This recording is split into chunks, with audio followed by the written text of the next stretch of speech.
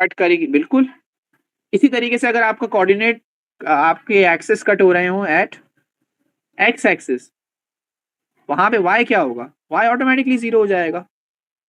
इस पॉइंट पे y क्या होगा, आप लोग चेक करो, y 0 हो जाएगा और x सर्टेन वैल्यू होगी, लेट्स से 2,0 हो जाएगा। अब y 0 है, समझ में आया?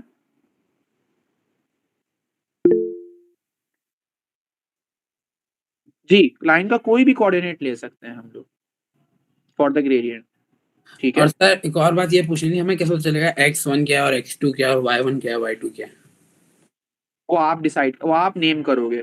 इट इज नॉट नेसेसरी, आप इसको बोल सकते हो, आप इसको बोल दो कि ये हमारा जो है x1 है, ये y1 है, और ये हमारा जो है x2 है एंड ये y2 है, डजेंट मैटर।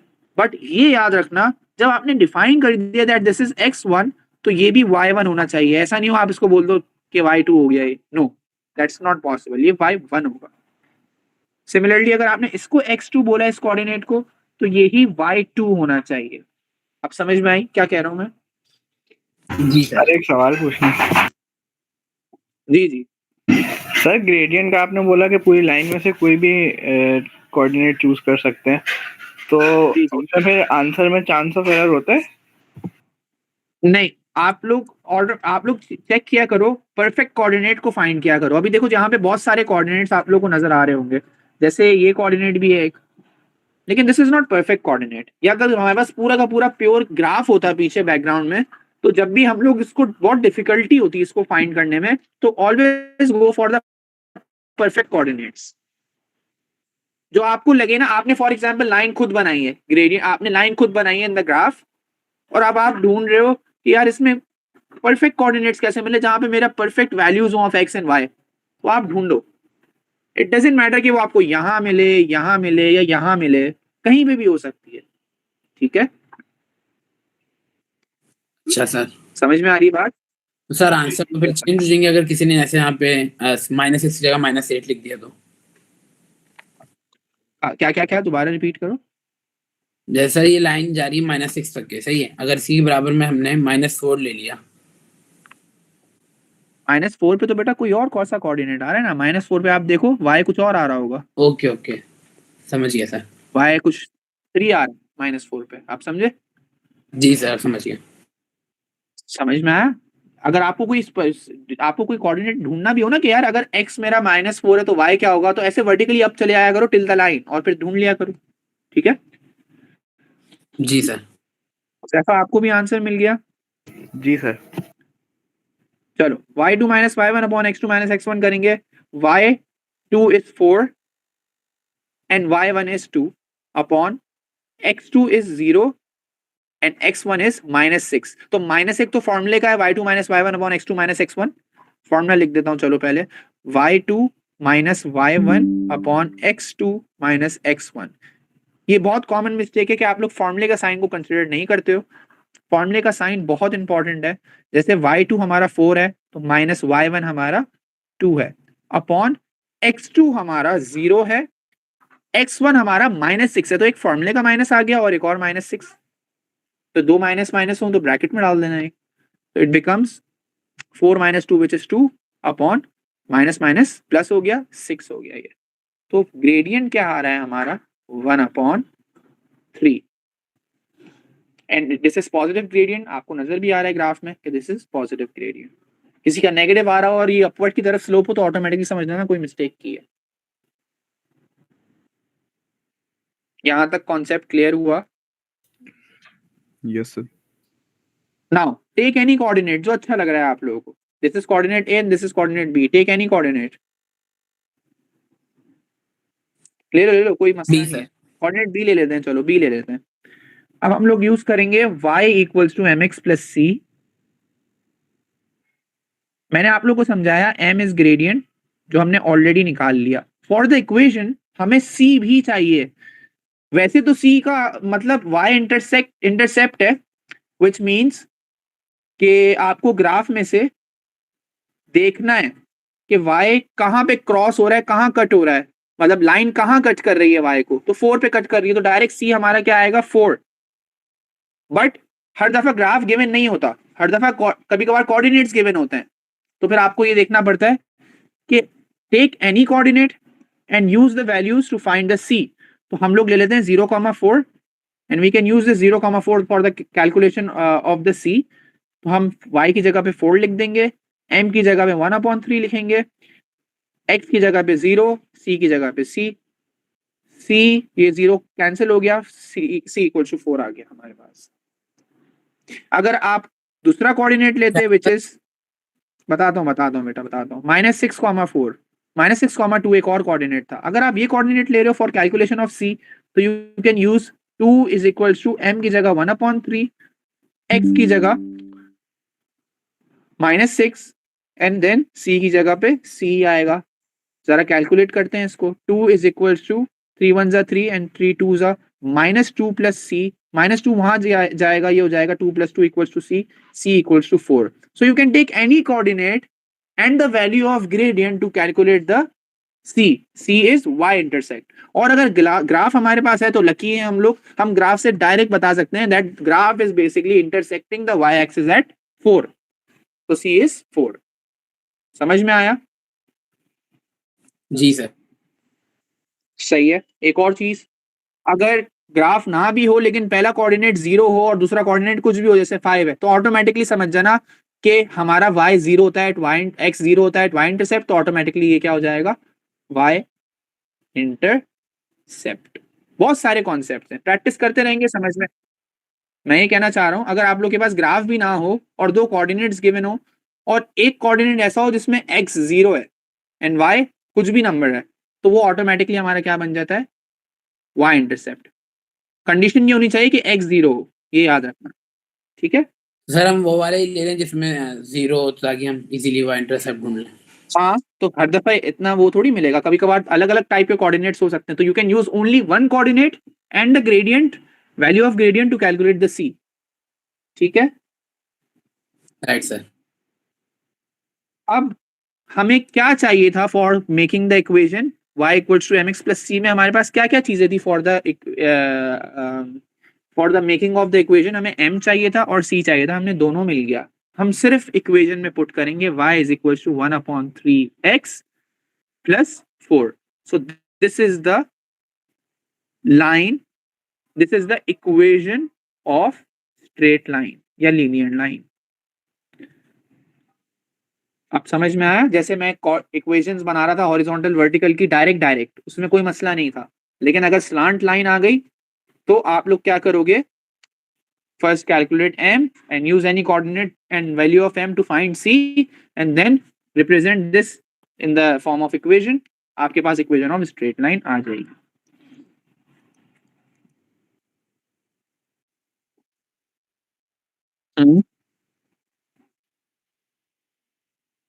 हाँ, वहां से डायरेक्ट ग्राफ में से देख लेंगे अच्छा सा, अगर y इंटरसेक्ट नजर आ रहा है। लेकिन अगर आप लोग कॉम्प्लिकेट लग रहा हो कि यार y इंटरसेक्ट पढ़ा नहीं जा रहा या दिख नहीं रहा है, इस तरह का कुछ होता है कि ग्राफ से डायरेक्ट नहीं निकाला जा रहा, तो आप लोग क्या कर सकते हो, you can take any perfect coordinate and the value of gradient to calculate c।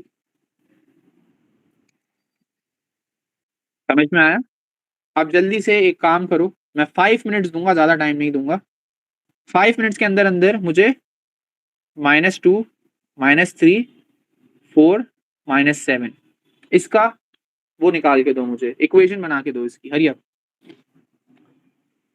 Hint दे देता हूं, आप लोग को m निकालना है एंड c निकालना है। m एंड c निकाल लिया, ग्रेडियंट इक्वेशन बन जाएगी ऑटोमेटिकली। चलो करके दिखाओ। चलो फॉर्मूला लिख देता हूं।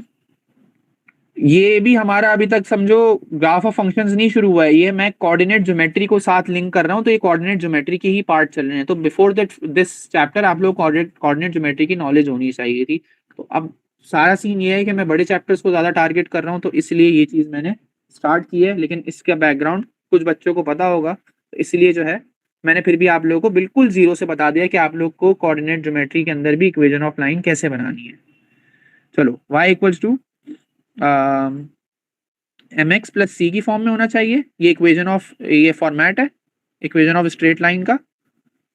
m is equals to y2 minus y1 upon x2 minus x1, ये फॉर्मूला है फॉर ग्रेडियंट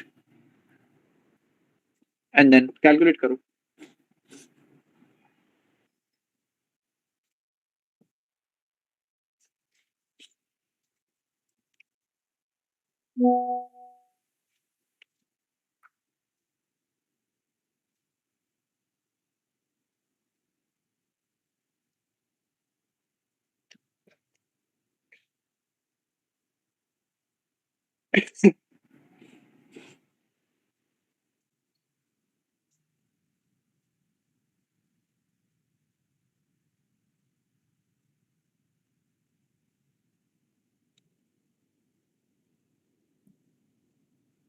किसी ने अगर ग्रेडियंट निकाल लिया हो तो बता देना मुझे।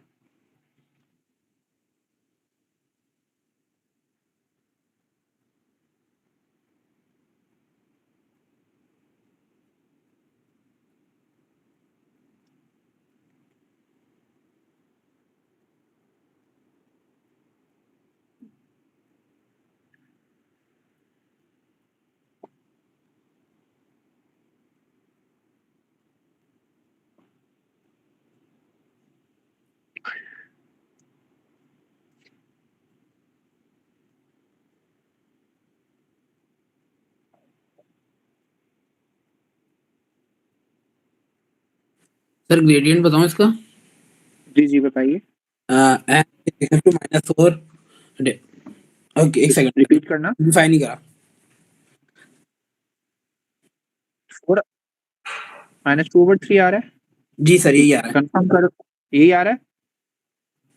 जी ठीक है, मैं भी जी कंफर्म सर। कर लेता हूँ, आप लोग कर आगे प्रोसीड करो आप लोग। जी कोई कुछ कह रहा है? नहीं सर, ये बताया था ग्रेडियंट यही आ रहा है -2/3। ठीक है गुड।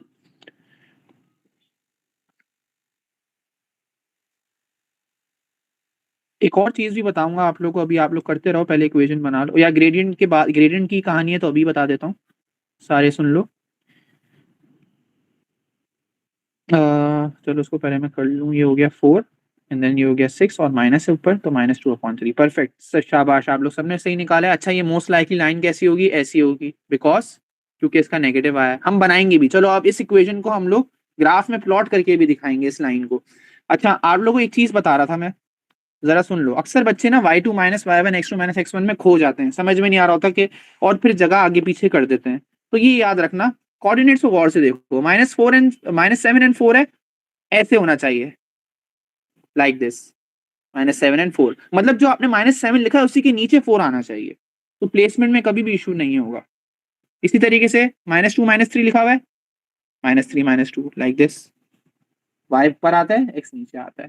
तो इट डजेंट मैटर अब आप किसको x बोल रहे हो, किसको x1 बोल रहे हो, किसको x2 बोल रहे हो, बस आप लोगों को ये पता होना चाहिए जो चीज मैंने बताई है। Sir understood?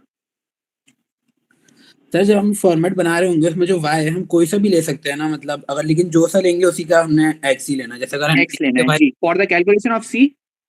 जी, तो हम अगर a जी से y बिल्कुल तो हमें a से x ही लेना है, राइट सर? बिल्कुल बिल्कुल।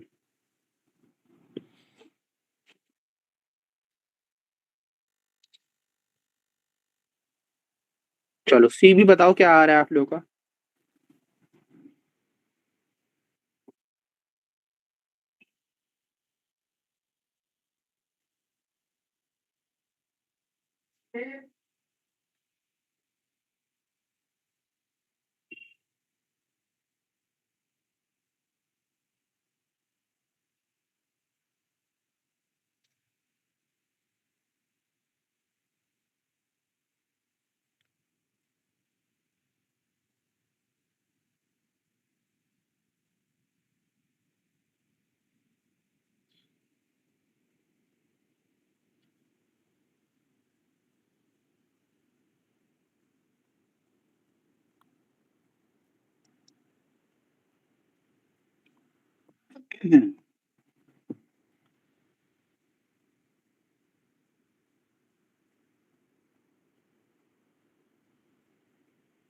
जी यही आ रहा है जो मेरा है। एक मिनट सर चेक कर।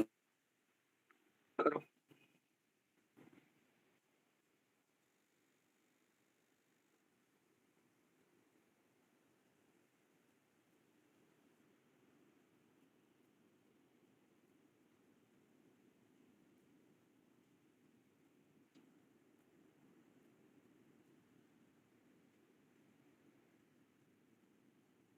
सर ये सेकंड लास्ट वाला समझा दे, -9 कैसे आया यहाँ पे?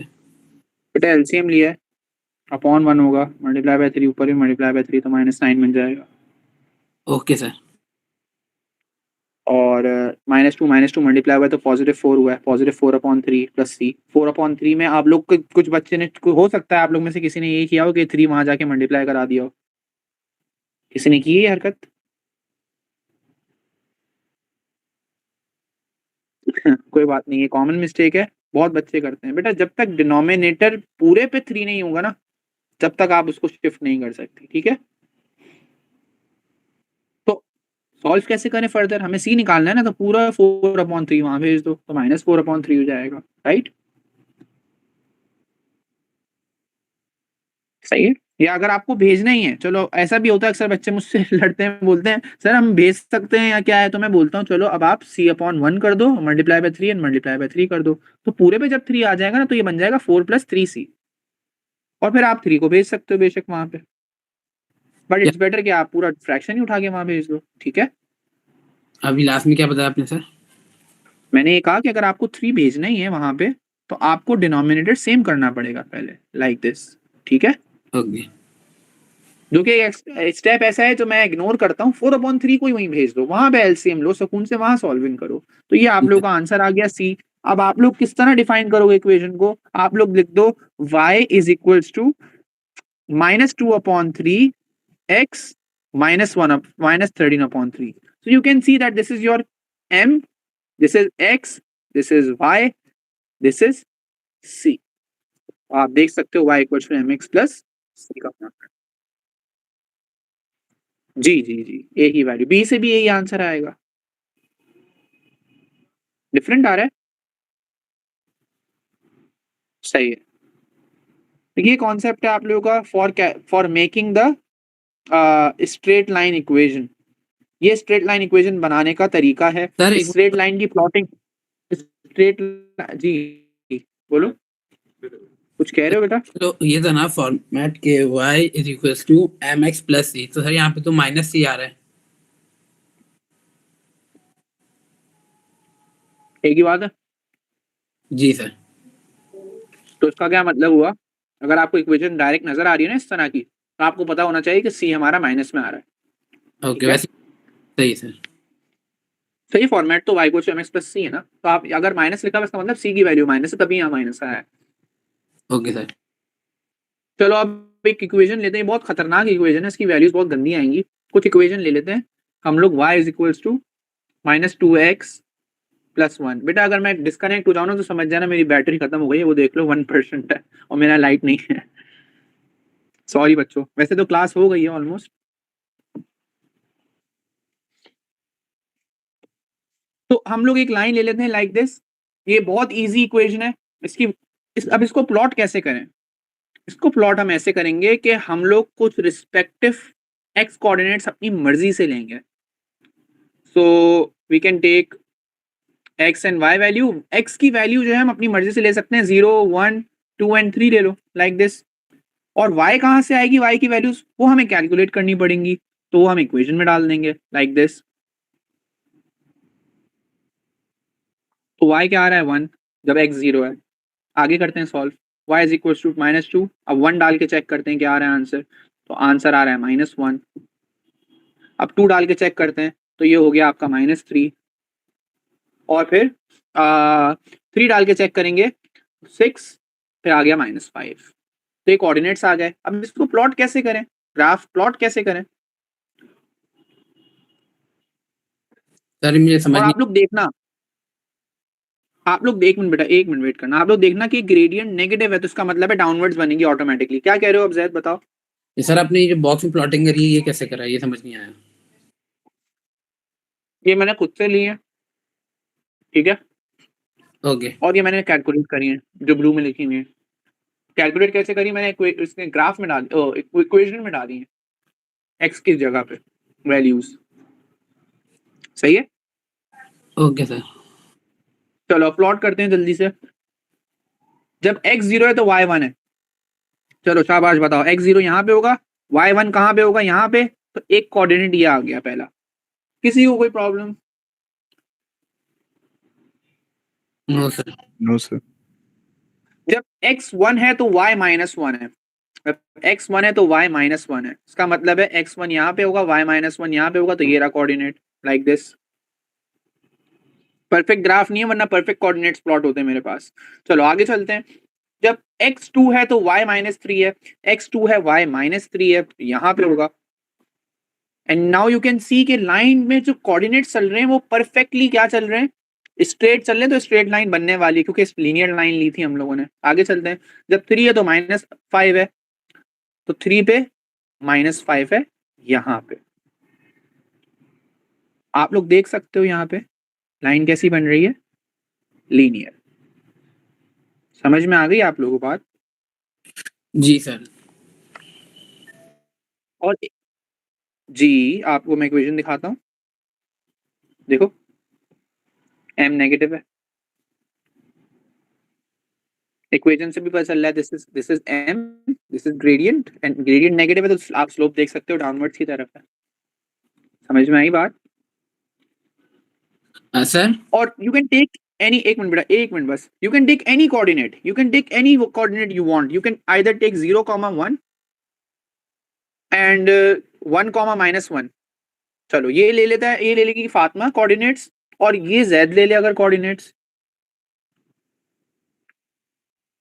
और अब्दुल्ला ये वाले कोऑर्डिनेट्स ले ले 0, 1 एंड 3, -5। आप लोग खुद चेक कर लेना, सब अगर अप्रोच करेंगे फॉर द ग्रेडियंट, सबका कोऑर्डिनेट का जो आंसर आएगा वो -2 ही आएगा, चेंज नहीं होगा। तो you can basically take any coordinate from the straight line to calculate the gradient and gradient will be the same. Even sir if we take Got it? -1 -1 1, -1 ले लो, 1, -1 when x is 1 and y is -1, and when 3 and then -1 -5, इसमें भी आपका यही आएगा। मतलब ऐसे coordinate लो जो line पे हैं, ऐसे नहीं कि कहीं और के ले लिए, जैसे आप बोलो सर मैं -4 and 4 ले रहा हूँ, वो तो लाइन पे ही नहीं है। समझ में आ रही है बात? जी सर समझ आ रही है। समझ में आया? तो ये take any coordinate from the line. हाँ सर मैं आपसे ये पूछ रहा था, उस वक्त मैं इस वजह से कंफ्यूज हो गया, तो जो आपने साइड पे वर्किंग करी है ब्लू से, ये सिर्फ फर्स्ट वाले की दिखाने के लिए करिए, कैसे निकालेंगे हम? सिर्फ नहीं नहीं, सबकी निकाल सकते हो, मैंने मेंटली सॉल्व किया है, बाकी आप दिखा सकते हो, नहीं भी दिखा सकते, इट्स अप टू यू। अच्छा, तो सर इसमें एक और सही भी है, ताकि मुझे थोड़ा सा इजी हो जाए समझने में। एक और करवा दूं? नहीं, इसी में एक और, जैसे 2 के साथ -3 हमने कैसे निकाला ये बोल रहा हूँ सर। 2 के साथ -3 कैसे? चलो मैं 5 दिखा देता हूँ। 5 पे आएगा आपका आंसर, 5 पे क्या आएगा आंसर देखते हैं। y is equals to 2x -2x plus 1 equation the, y is equals to -2, x की जगह पे हमने डाल दिया 5 plus 1, x क्योंकि 5 चूज किया था, y चेक कर रहे हैं क्या आएगा, -2 multiply 5 -10 plus 1, y is equals to -9। और ओके सर, ऑटोमेटिक छुट्टी